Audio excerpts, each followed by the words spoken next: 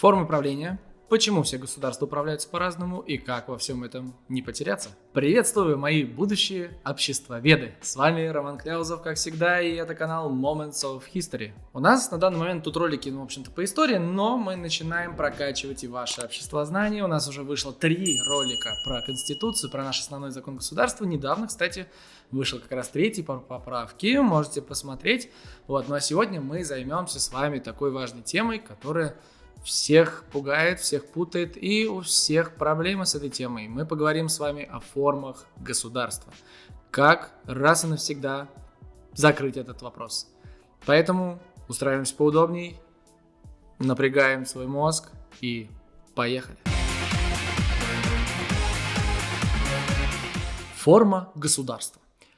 Это структура, определенная модель внутреннего устройства государства, включающая ее территориальную организацию, принципы, способы образования и взаимодействия органов государственной власти, а также методы осуществления власти, обеспечивающие проведение определенной государственной политики.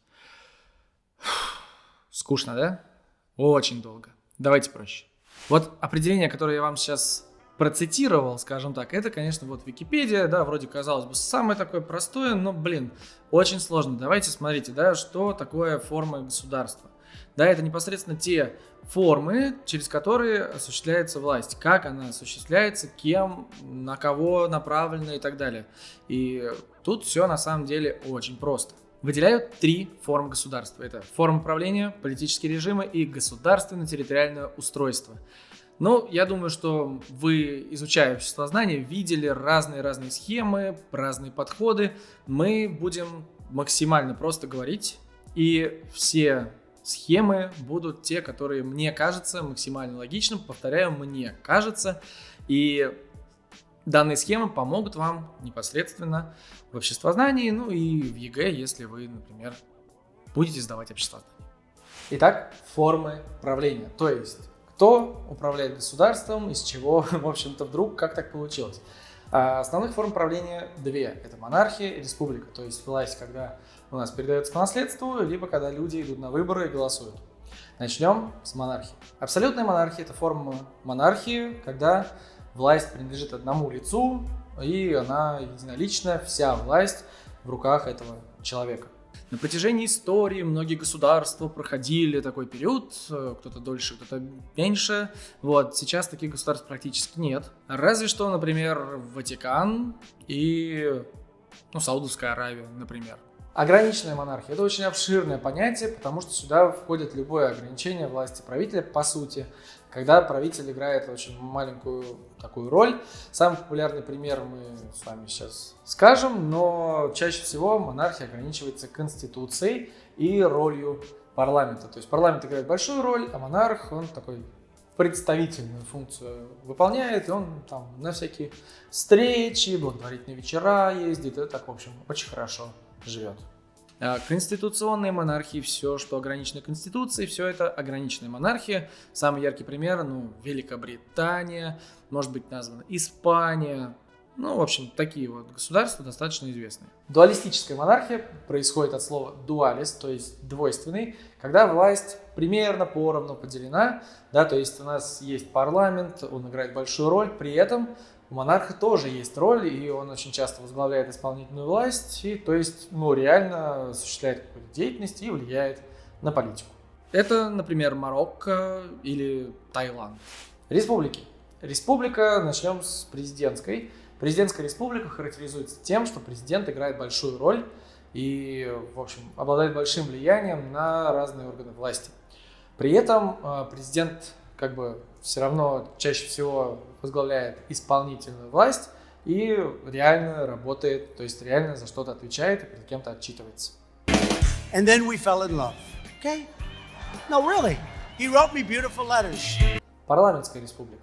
В парламентской республике правительство, отчитывается перед парламентом. Да, есть президент, но возглавляет государство премьер-министр. И чаще всего премьер-министром становится глава победившей на выборах партии. И это достаточно интересная система. Смешанная республика – это республика, где постарались найти баланс между парламентом, между вообще разными властями, в том числе и президентом. Вот у нас, например, смешанная республика, потому что у нас вообще такая необычная, интересная система. У нас есть законодательная, исполнительная, судебные ветви власти, и при этом есть президент, который над всем вот этим, Владимир Владимирович, который ни к одной ветви власти не относится, но тоже принимает очень важные решения. То есть как-то вот так. Это форма правления, в общем-то ничего сложного, как видите, поехали дальше. Теперь настало время разобраться со второй частью, и это государственно-территориальное устройство, то есть как власть распространяется по территориям. Первое – это унитарное государство. Государство, где вся власть распространяется из центра и нет независимости у субъектов, то есть мы можем государство поделить на части, там такая-то область и так далее, но она будет не самостоятельная, вообще никакой самостоятельностью не будет, все контролирует центр. Примеры: Алжир, Колумбия, Польша и Франция. Обычно унитарные государства такие достаточно маленькие по территории, потому что иначе очень сложно ими было бы управлять. Следующее деление – федерация. Но федерация – это мы, Российская Федерация. Значит, как просто понять? Российская Федерация делится на субъекты, то есть на части. Напоминаю, что этих частей у нас очень много. И каждая часть обладает своей независимостью, правом принимать законы и делать, в общем, много-много всего. Но все это вместе, все эти части, они подчиняются единому закону, государству, но и Конституции, соответственно. Примеры: Россия, Австрия, Германия и Бельгия. Ну и третья форма, которая сейчас, наверное, все-таки не существует прямо в чистом виде, это конфедерация, когда государства объединяются в союз и вместе существуют. Современных примеров нет, но есть Сербия и Черногория из 2006 года, отчасти Европейский Союз, хотя это не совсем так. Сюда можно привести Австро-Венгрию, которая тоже не совсем так, как и Речь Посполитая, которая тоже не совсем так. Но, в общем, сложно сказать. Кстати говоря, конфедерация это впервые появляется у нас в Соединенных Штатах.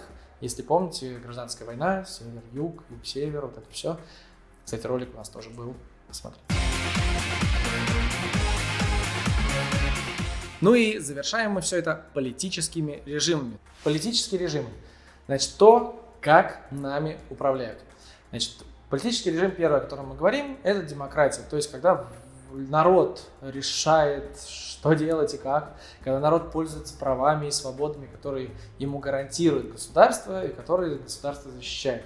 Сейчас демократическими государствами называются практически все государства, потому что говорить, что это не так, невыгодно, иначе скажут, что ты диктатор, тиран, и, в общем, да. То есть права человека лайк.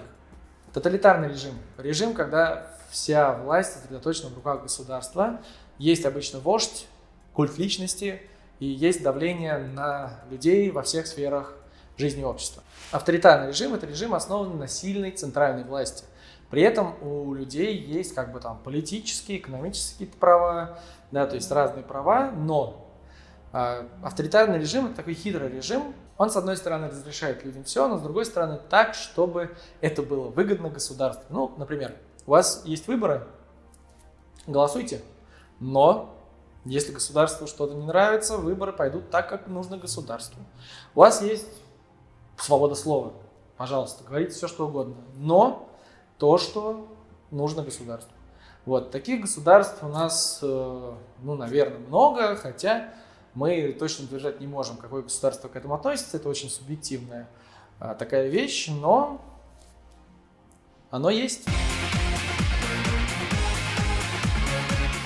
Вот так мы коротко поговорили с вами о формах государства. Надеюсь, что теперь у нас больше не будет вопросов, не будет таких выражений, как типа «А какая форма правления?» спрашивает Роман Андреевич, и вы мне говорите наверное, авторитарная форма правления. Да, пожалуйста, вот вам все наглядно, просто и понятно.